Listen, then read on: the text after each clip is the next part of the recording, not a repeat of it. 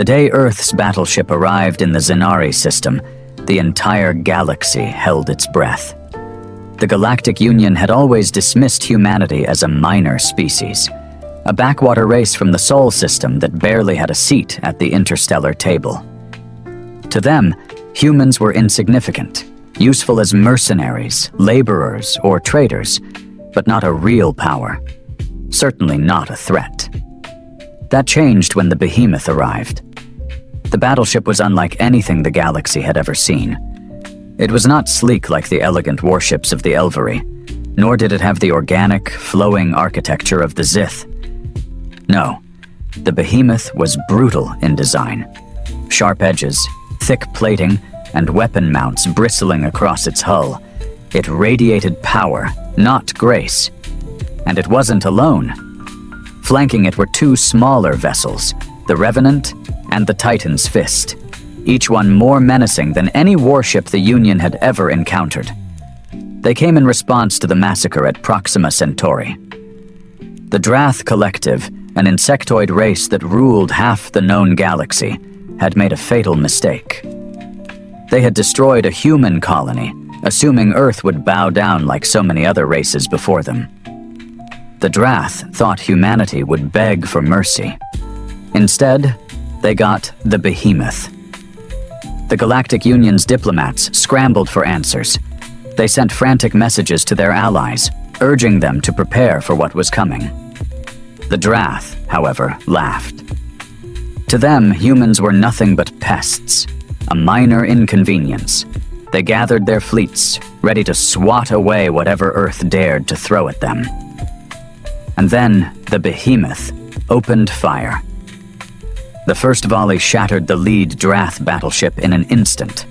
Their shields, which had withstood centuries of war against lesser races, crumpled like paper under the sheer force of human weaponry. The Union watched in horror as humanity demonstrated something no one had believed possible: true technological supremacy. Plasma cannons burned through hulls. Kinetic rounds the size of city buses punched through enemy formations like they were made of glass. Railguns, moving projectiles at nearly the speed of light, shredded entire fleets before they could even react. The Drath screamed for reinforcements. They sent hundreds of warships to stop the human onslaught. It didn't matter. Earth had been underestimated for centuries. They had watched the galaxy, studied its technology, and learned its weaknesses. And when the time came, they didn't just catch up. They surpassed every major power in one brutal, terrifying moment. The Galactic Union panicked. If humanity could do this to the Drath, what could they do to the rest of them? Then came the final transmission from the Behemoth. A simple message, broadcast to every world in the Union. Earth does not forget. Earth does not forgive. Stay out of our way. And just like that, the galaxy cowered in horror. The wreckage of the Drath fleet still drifted through the void, glowing embers of shattered warships casting eerie shadows against the backdrop of the stars. The battle had lasted less than an hour, but its impact would be felt for centuries. The Galactic Union's High Council, a collection of the most powerful species in the known universe, sat in stunned silence. The footage of the Behemoth's assault played on a massive holoscreen in the center of the Grand Chamber. Not one of them had expected this. Ambassador Jular of the Elvery, a tall, silver-skinned diplomat whose race had dominated the galaxy's politics for millennia, was the first to speak. "We have miscalculated," he admitted, his usual calm replaced by unease. Humanity was not what we believed. The insectoid Kthari delegate, clicking its mandibles nervously, chittered in response. "They destroyed an entire battle group. The Drath had nearly 100 warships, and the humans—" "3," interrupted Grand Marshal Sorak of the Thalkesh, his feline features tense. "They only needed 3. A hush fell over the council. Humanity had never been taken seriously as a military force. Their fleets were assumed to be outdated, weak, barely capable of holding their own, And yet, here they were, standing atop the ruins of one of the most feared empires in the galaxy. But it wasn't just their victory that terrified the Council. It was the way they fought. Other species had long since abandoned kinetic weaponry in favor of energy-based combat. The humans, however, had perfected both. Their ships fired slugs of hyper-dense metal at relativistic speeds, tearing through shields that should have been impenetrable. They didn't just disable enemy ships. They annihilated them, reducing them to drifting debris in seconds. They did not come for negotiations, the Zith representative murmured, its gelatinous form quivering. They did not ask for reparations. They did not even issue a formal declaration of war. No, Jular agreed grimly. They came for vengeance. At that moment, a new transmission arrived. The Union's high command expected a demand, perhaps a threat. What they received was a cold, precise statement. We will not seek war with the Union. We will not expand beyond our borders. But if any of you so much as touch another human world, we will do to your fleets what we did to the Drath. A moment of heavy silence followed. Then, the feed cut out. The message was clear. The humans weren't claiming territory. They weren't demanding tribute. They weren't seeking allies. They had come to prove a point. And they had done it so thoroughly that every government in the galaxy now whispered one terrifying thought. What if the humans decide they want more? The Drath Collective was finished. Their homeworld, once a fortress planet teeming with their kind, now sat in eerie silence. Not because humanity had destroyed it. No, the Behemoth had left Drath Prime untouched. But the message had been received loud and clear. The Drath survivors had surrendered before humanity ever reached their system. Their ruling council had scattered, fleeing to the farthest corners of the galaxy. Their military, once a symbol of conquest and terror, had been reduced to wreckage floating in the void. The few warships they had left refused to engage. Some even defected, offering themselves to other empires just to avoid the wrath of Earth's forces. But the galaxy's fear didn't stem from the destruction of the Drath alone. It was how the humans had done it. Every species had heard the stories, wars lasting decades, fleets clashing in prolonged battles, entire campaigns waged over small stretches of space. But humans had ended an empire in a matter of hours. They hadn't fought a war. They had executed a sentence. And now, the question every ruler, every strategist, every admiral was asking was simple. What else were the humans hiding? The Galactic Union scrambled to understand the extent of Earth's military capabilities. They scoured their intelligence reports, sent spies, bribed traitors, even begged human diplomats for insight. But no answer came. And that was what terrified them the most, because the humans hadn't even mobilized their full fleet. The Behemoth and its escorts were just a fraction of Earth's power. The real fleet? No one knew where it was, how many ships it contained, or what weapons it carried.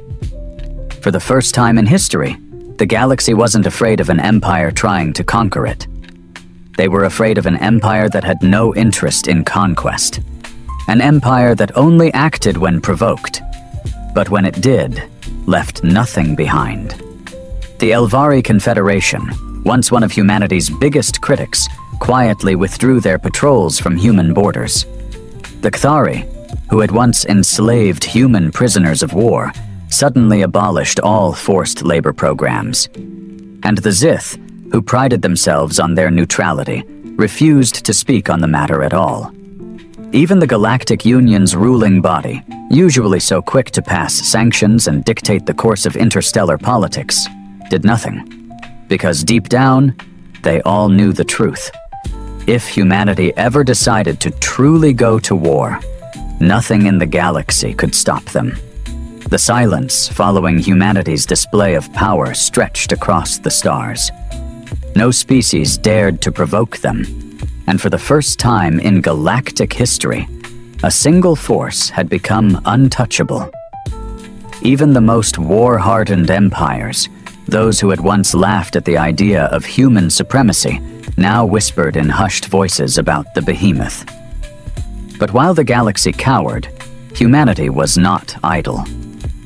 Deep within the Sol system, Earth's true military command convened in a classified orbital station hidden behind Jupiter's shadow. Unlike the panic-ridden councils of the Galactic Union, the men and women seated around the war table were eerily calm. They had expected this outcome. Admiral Jonathan Hayes, the architect of humanity's modern war doctrine, leaned forward. His voice, though level, carried the weight of what had just transpired. "The Union is afraid," he said simply, his steel-gray eyes scanning the room. That was the point. Around him sat the minds responsible for Earth's dominance. Generals, strategists, scientists.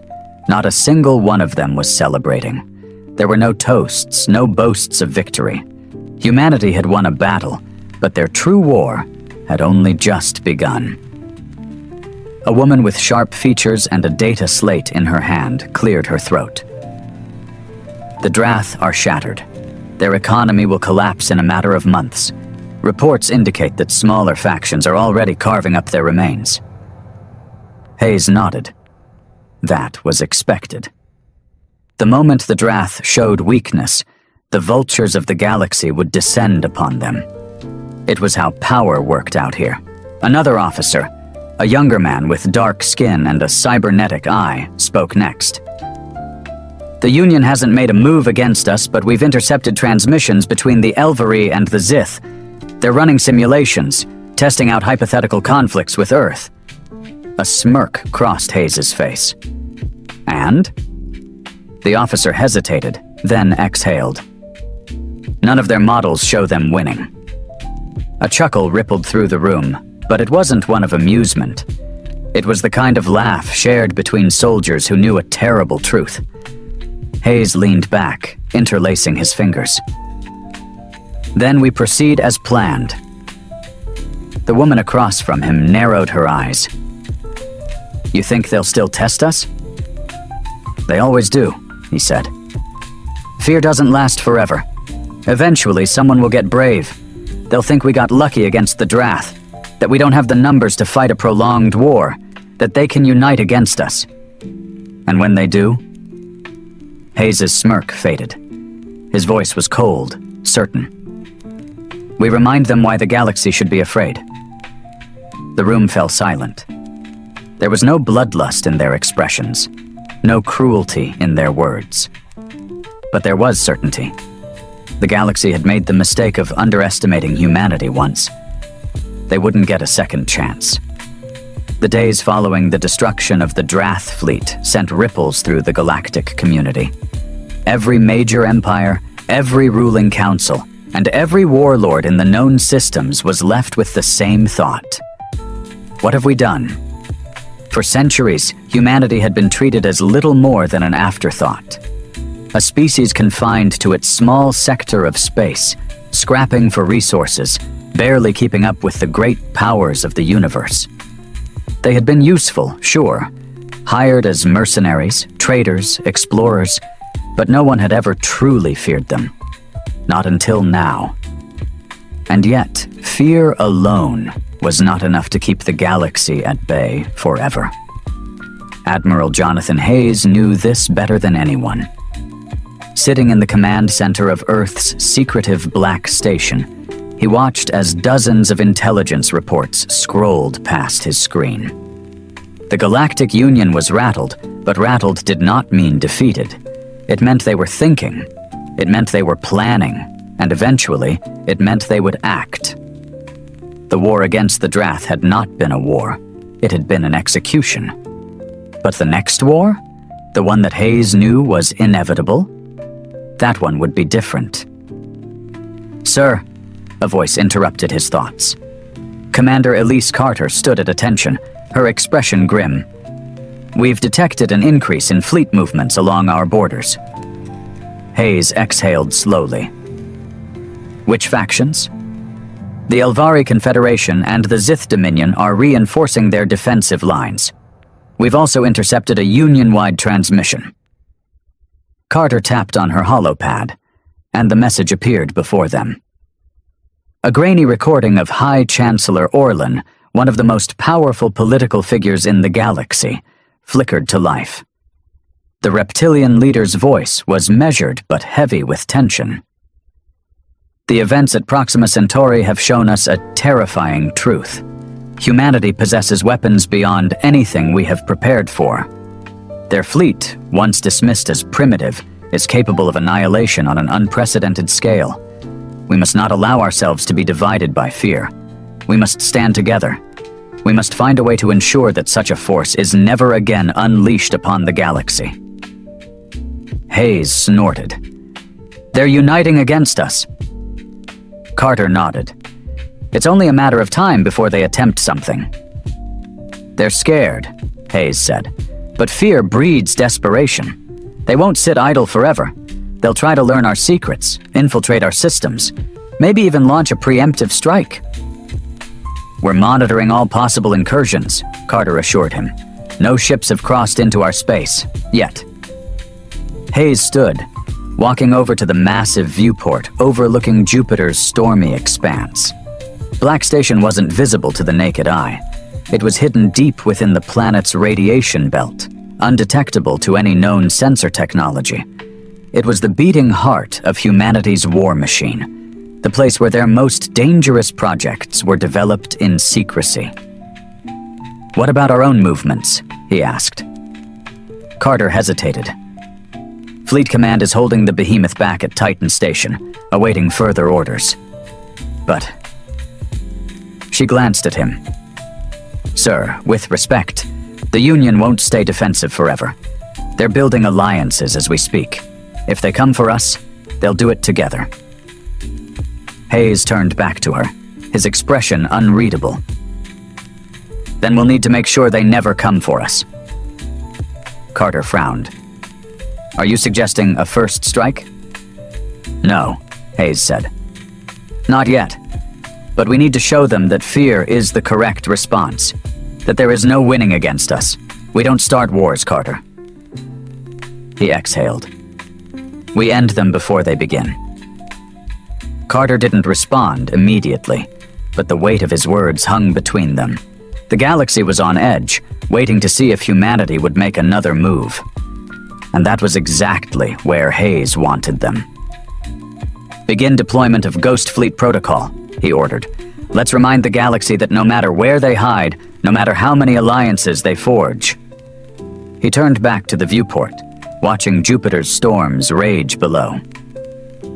Humanity is always watching. The first step of Earth's true war had begun. The stars belonged to humanity now. Not in the way the Galactic Union had once claimed dominion over the galaxy, ruling through treaties and trade agreements. No, humanity's rule was far more terrifying. It was silent, unchallenged, a presence that loomed over every empire, unseen yet undeniable. And Admiral Jonathan Hayes intended to keep it that way. Deep within Black Station, hidden beyond Jupiter's radiation storms, the command center hummed with quiet activity. Officers worked in focused silence, processing intelligence reports, monitoring fleet movements, and ensuring that humanity's watchful eye never blinked. Commander Elise Carter approached Hayes with a grim expression. Sir, the Union has begun mobilizing. Surveillance drones have picked up large-scale fleet exercises near Elvari space. Hayes barely reacted. How many ships? At least 300, she replied. Mostly Elvari, but there are Zith warships among them. They're training together, simulating large-scale engagements. She hesitated before adding. Their simulations focus on countering the Behemoth. Hayes exhaled slowly. Predictable. It had been inevitable. Fear was a powerful motivator, but it only lasted so long. Eventually, paranoia set in. The Union knew they couldn't allow humanity to exist as an unchecked power. They would try to find weaknesses, develop countermeasures, and when they believed they were ready, they would strike. They would do exactly what Hayes had predicted. "Any indication they're planning to move on us soon?" he asked. Carter shook her head. "Not yet. Right now they're just preparing. But the fact that the Elvari and Zith are working together, that's unprecedented. It means they're serious." Hayes stared at the galactic map hovering in front of them, red markers highlighting known fleet movements. He could already see the pieces shifting into place. The Union wanted a war. They just didn't realize they had already lost. He turned to Carter. "Activate Ghost Fleet Protocol. I want silent incursions into their systems. No attacks, no engagements, just surveillance. We're going to know everything before they make their move." She nodded. "I'll have the stealth ships deployed immediately." Hayes clasped his hands behind his back. "And bring the Behemoth to the Kepler defense line. No direct confrontations, but I want them to see it. Let them know it's waiting for them." Carter smirked. "You want them to hesitate?" "I want them to understand," Hayes corrected. "Before they even think about war, they need to feel the weight of what they're considering." He leaned in, his voice quiet but firm. "Because when we strike, it won't be a war." His eyes, cold as the void, met hers. "It'll be an extinction." Across the galaxy, in the heart of the Elvari Confederation, High Chancellor Orlan sat in his private chamber, watching the latest intelligence reports with growing unease. The footage showed a lone battleship, a human warship, floating along the border of Union space. The Behemoth. It hadn't moved. It hadn't fired a shot. But it was there, like a predator watching its prey. Orlan turned to his military advisors. "Tell me," he said carefully, "do we have any weapon capable of matching that ship?" Silence. The gathered officers exchanged nervous glances, none wanting to be the first to speak. Finally, a 10th admiral cleared his throat. "No," he admitted. "We don't." Orlan felt a chill run down his spine. He had hoped for a different answer. Hoped in vain. Because no matter how much they trained, no matter how many ships they built, the truth remained. Humanity was already at war with them. The Union just hadn't realized it yet. The moment the Behemoth appeared along the Kepler defense line, the Galactic Union froze. Messages flooded through encrypted channels. High-ranking officials whispered in darkened chambers, and military analysts scrambled to determine what it meant. The battleship had not crossed into Union space. It had not fired a shot. It simply existed. And yet, that alone was enough to bring the galaxy to the brink of panic. In the Elvari High Council, Chancellor Orlan stood before a holographic display, his gaze locked on the massive warship floating in the void.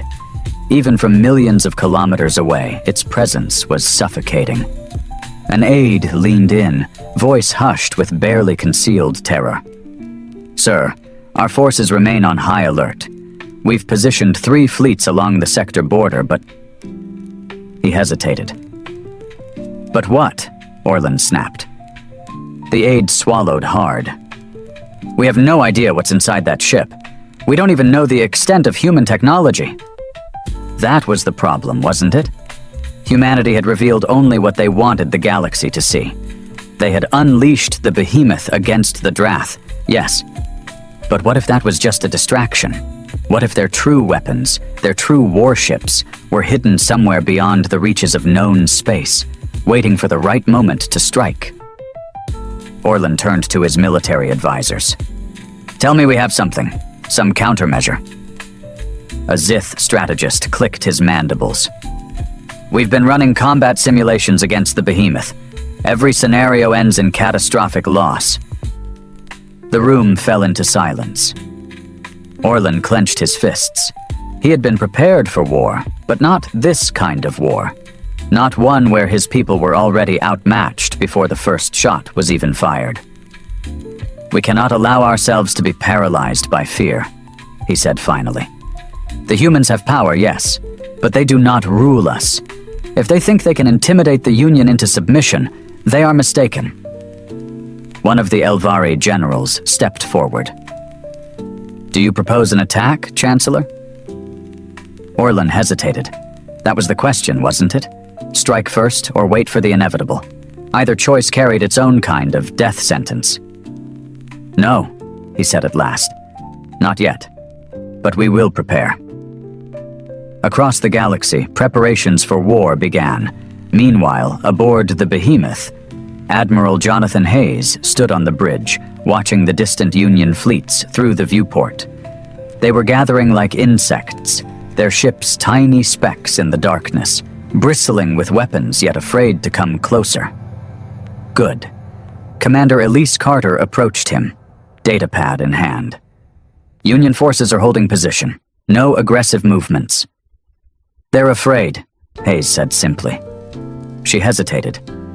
But fear won't last forever. No, he admitted. It won't. That was why Ghost Fleet protocol had already begun. Scattered throughout the Union's territories, unseen by their sensors, humanity's true power was already at work. Advanced stealth ships, cloaked beyond detection, were infiltrating their systems, listening, watching, mapping out every weakness. The moment the Union made their move, they wouldn't be fighting the Behemoth.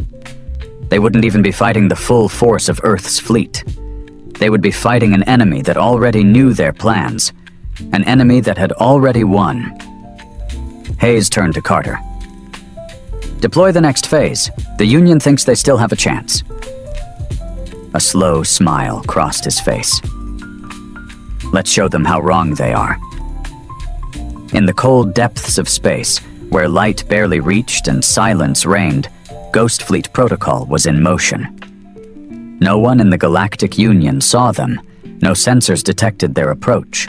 No alarms sounded as humanity's hidden fleet moved like shadows through the void. They were not here to attack. Not yet. They were here to prepare the battlefield before the war even began.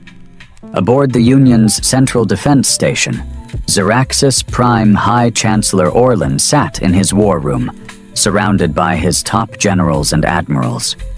A massive holographic display flickered before them, outlining known human fleet movements. Or at least what they thought were human fleet movements. The Behemoth remains stationed near Kepler, an Elvari strategist reported. Additional human warships have been detected at their core systems, but there's no indication of a full mobilization. The Zith Admiral, his mandibles clicking in agitation, interjected. And that is precisely what concerns me. We have no evidence of a grand fleet, no proof that they have more ships of the Behemoth's caliber. What if... They must have more, Orlan interrupted, his voice cold. No empire places its strongest asset on the front line without reinforcement. The fact that we haven't seen them only means one thing. Silence filled the war room. Finally, an Elvari officer spoke, his voice barely above a whisper. They're already here. The words hung in the air like a death sentence, because it was the only explanation that made sense. Humanity had revealed its battleship, but the true war was being fought in the shadows. Deep inside Zith Dominion space, a Union-controlled refueling station floated in the darkness, supplying ships along the major trade routes. Its defenses were standard, enough to deter pirates, but not built to withstand a true assault. It didn't need to be. The Union was at peace. Or at least, that's what they thought. Unseen by every watchful eye, a human stealth ship hung in the void, completely silent. Its hull was coated in experimental materials that absorbed sensor waves, rendering it invisible to scans. It did not approach. It did not attack. It simply listened. Inside the vessel, Lieutenant Marcus Hall watched as streams of intercepted transmissions scrolled across his screen. Messages from Union warships, encrypted orders from military command, fleet deployments, supply routes. They weren't just gathering intelligence. They were rewriting the war before it began. A soft chime echoed through the bridge. The data extraction was complete.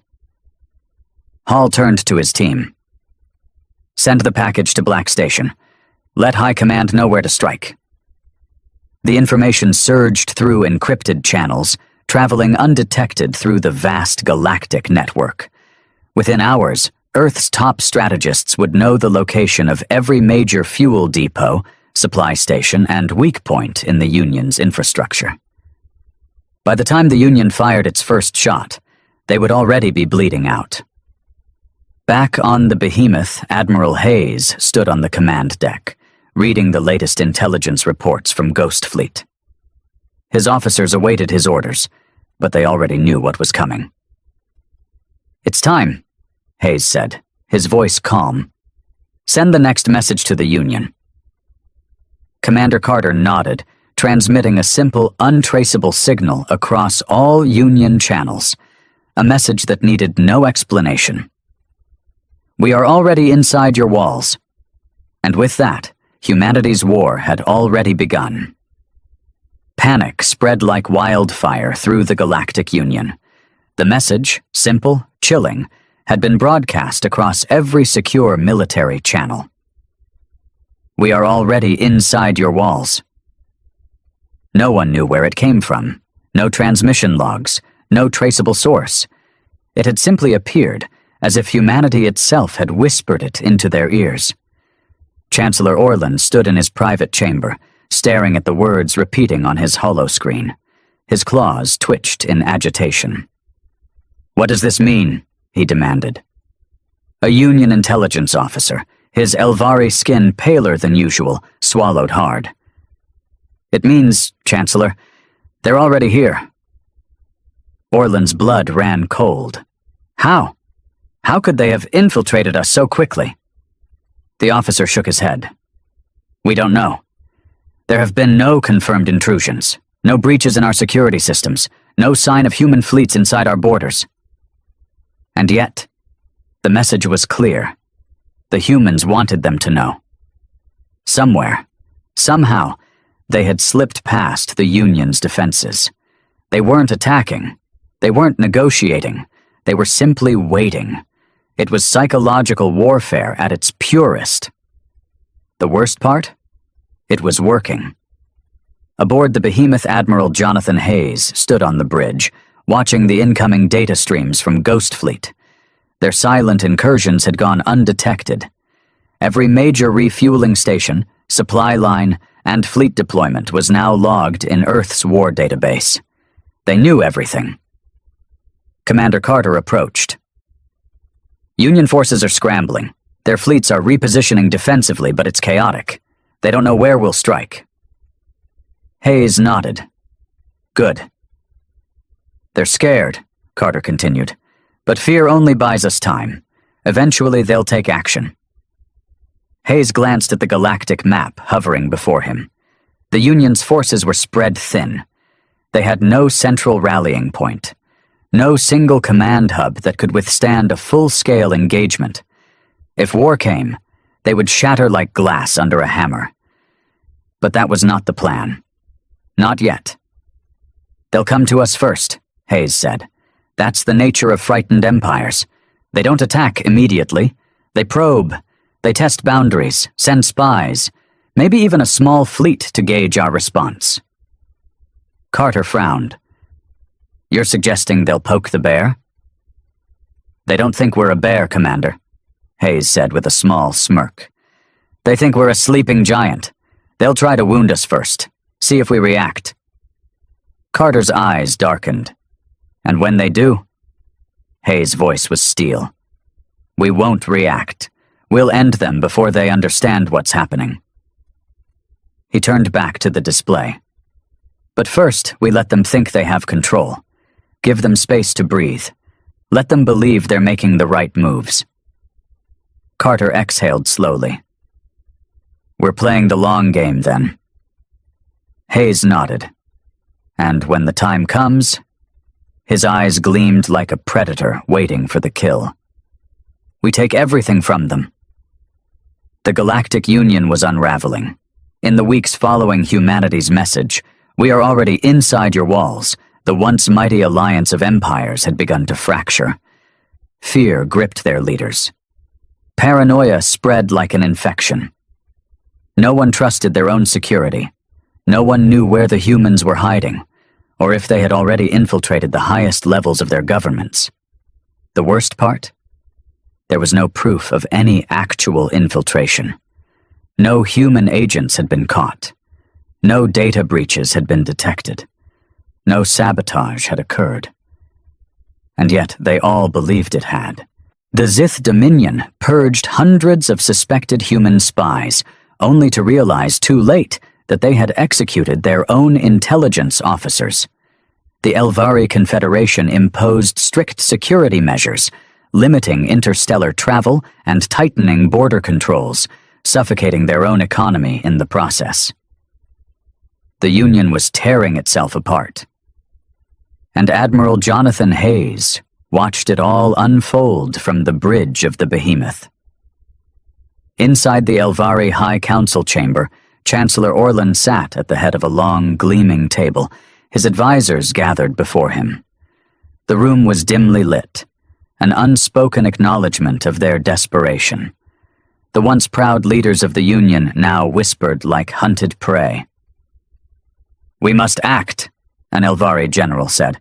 "We cannot live under the shadow of humanity forever." "Agreed," growled a Zith admiral, his mandibles twitching. "We strike now before they strike us." "Do we even know where to strike?" an intelligence officer countered. "For all we know, they want us to attack. They could be leading us into a trap." Orlan exhaled sharply. He had ruled over the Union for decades, but never had he felt this powerless. "They have made no official demands," he said. "They have not declared war. They have not expanded their borders. They have done nothing except wait." The silence in the room was suffocating. That was what terrified them the most. If the humans had invaded, the Union could have fought back. If they had made demands, negotiations could have begun. But humanity had done neither. They had simply existed, and the Union was losing because of it. Orlan clenched his fists. "We need to reclaim control of this situation. We will force humanity's hand." The Zith general leaned forward. "You mean provoke them?" "I mean test them," Orlan corrected. "Send a fleet to the Kepler defense line, a show of force, not an attack, just enough to see how the humans respond." "And if they respond with the Behemoth?" someone asked. Orlan's expression was grim. "Then at least we'll know how they intend to play this war." Meanwhile, aboard the Behemoth. "They're coming." Commander Elise Carter placed a datapad on the command table, showing the latest movement of Union forces.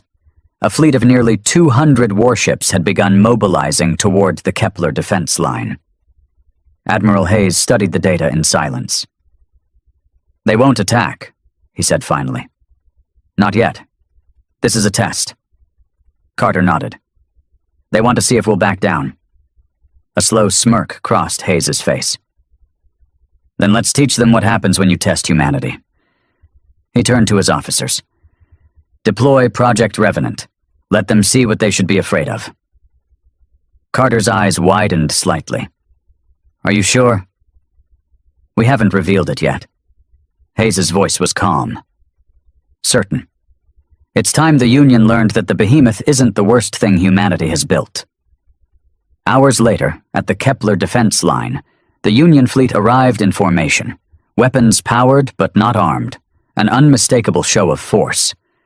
And then they saw it. A new ship, larger than anything the galaxy had ever known, a monstrous abyss-black warship, its hull absorbing light like a void in space. It made the Behemoth look small. No records existed of its creation. No intelligence reports had ever mentioned its existence. It had never been seen before. The Union fleet, despite its numbers, hesitated, and then the ship spoke. "You are standing at the edge of your own destruction." The message rang across all channels, cold and emotionless. The Union fleet, once so confident in their show of force, found themselves staring into the unknown. And for the first time, they understood the truth. Humanity had never needed to fight them, because humanity had already won. The void of space had never felt so suffocating. The Union fleet, once assembled as a proud show of strength, now drifted in eerie silence before the monstrous warship that had appeared before them. No records, no intelligence reports, no prior warnings. This was something new, something the humans had chosen to reveal at this very moment. The ship had no name displayed on its hull, no insignia, no visible energy output. And yet its presence alone was crushing. You are standing at the edge of your own destruction. The voice was synthetic, almost lifeless, yet it carried a weight that pressed into the minds of every Union officer. The message had been received, loud and clear. Aboard the Union command ship Eternal Vigilance, Admiral Veltra of the Elvari Confederation swallowed hard. His fingers hovered over the comm panel, but he hesitated. He had been a soldier for decades, had fought wars against ruthless enemies, yet in this moment, he felt like an insect staring into the jaws of a predator. "Orders, Admiral?" one of his officers asked, her voice barely above a whisper. Veltra's mind raced. What was this thing before them? Another superweapon? A planet killer? The Behemoth had already been terrifying, but this was something else entirely. And humanity had never mentioned it. They had kept this hidden. Until now. Veltra cleared his throat, forcing himself to regain composure. "Open a channel." A brief chime confirmed the link. "This is Admiral Veltra of the Galactic Union. Identify yourself." Silence. Then, the ship's voice returned, its synthetic tone cold and unfeeling. "Your name is irrelevant. Your rank is meaningless. Your fleet is insufficient." Veltra's blood ran cold. This wasn't negotiation. This wasn't diplomacy. This was a warning. And it wasn't just directed at him. It was meant for everyone in the Union. Veltra's instincts screamed at him to retreat, to take his fleet and run. But he knew the consequences. If he backed down now, the Union would lose all credibility. Humanity had already demonstrated power beyond comprehension, but the moment the Union admitted defeat, they would become nothing more than vassals under Earth's shadow. He had no choice. "Hold position," Veltra ordered. "We are not here for war." Another moment of silence passed. Then the ship's voice returned. "Then you should leave." The command was not shouted. It was not accompanied by the charging of weapons or the movement of attack formations. It was simply stated as a fact, one that carried the weight of an unspoken threat. Veltra clenched his fists. He wanted to respond with defiance, to demand answers, to prove that the Union would not be cowed. But his sensors told a different story. There were no life signs aboard the warship, no heat signatures, no biological readings. This ship was not manned, which meant it was something else entirely, and the implications of that realization shook him to his core. Veltra's officers awaited his orders, tension thick in the air. He could push forward, demand negotiations, perhaps even order a test strike to gauge the ship's defenses. But deep down, he already knew how that would end. He took a slow breath. "We fall back." A ripple of disbelief spread through the command deck, but no one voiced their objections. No one wanted to stay here. The fleet adjusted course. One by one, the ships turned away from the Kepler defense line, retreating without another word. Aboard the nameless human warship, Admiral Jonathan Hayes watched the Union forces disappear from the sensor display. He allowed himself a small, satisfied smirk. "Phase 1 is complete," Commander Elise Carter said. "They took the bait." "They were never going to fight," Hayes said, folding his arms. "But now they know. Now they understand that the Behemoth wasn't our greatest weapon. Carter nodded. What do we do next? Hayes turned his gaze back to the viewport, where the stars stretched infinitely before him. Now, he murmured. Now we let them realize that they've already lost. Inside the Union's War Council, Xeraxis Prime. The atmosphere was suffocating. High Chancellor Orlan sat at the head of the chamber, his expression unreadable as the footage from Veltra's fleet played on the central display. The warship had never fired, and yet the Union had retreated. They didn't even fight us, one of the council members whispered. They didn't need to. Orlan exhaled sharply. They're showing us the tip of the blade, making sure we see it before they decide to use it. The Union was at a crossroads. They could attempt diplomacy, but what bargaining power did they have? They could attempt to rally their forces, but how did one prepare for war against an enemy that had already won before the first battle? Orlan clenched his jaw. He would not surrender. He would not allow humanity to dominate the galaxy unchecked. But every instinct in his body told him the same thing. The Union's fate was no longer in their hands. It was in theirs. The Galactic Union had existed for over 1,000 years. It had withstood wars, economic collapses, rebellions, and external threats. It had bent but never broken. Until now.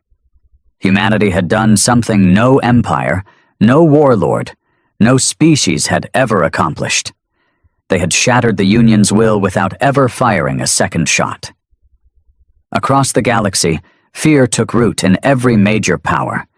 The Elvari, once proud and unshakable, began withdrawing their fleets from contested regions, unwilling to risk provoking humanity further. The Zith Dominion, known for its ruthless expansion, suddenly halted its military campaigns, its warlords unsure whether humanity was watching them from the shadows. Trade routes collapsed. Diplomats scrambled to salvage alliances that were already crumbling. Whispers of surrender spread through high councils, and in the darkest corners of space, some even suggested the unthinkable, that the Union should submit to Earth before it was too late. And then, the final message arrived. It was not sent through official diplomatic channels. It was not delivered by an ambassador or through a subspace relay. It simply appeared on every planetary communication system, every military console, every leader's private terminal. The war was over before it began. You just didn't know it yet. Earth does not seek conquest. We do not need war. But if you ever lift a hand against us again, there will be nothing left of you. The Union's leaders, already crumbling under the weight of their own fear, knew what had to be done. One by one, the great empires of the galaxy quietly rescinded their war plans. Defensive fleets were recalled, skirmishes along human borders ceased, and the once proud Galactic Union, an alliance that had ruled for a millennium, was reduced to nothing more than fractured, obedient states. No treaty was ever signed, no formal surrender was ever issued, but the message was clear. Humanity did not rule the galaxy through force. They ruled through certainty. The certainty that if the Union ever dared to challenge them again, it would be the last mistake they ever made.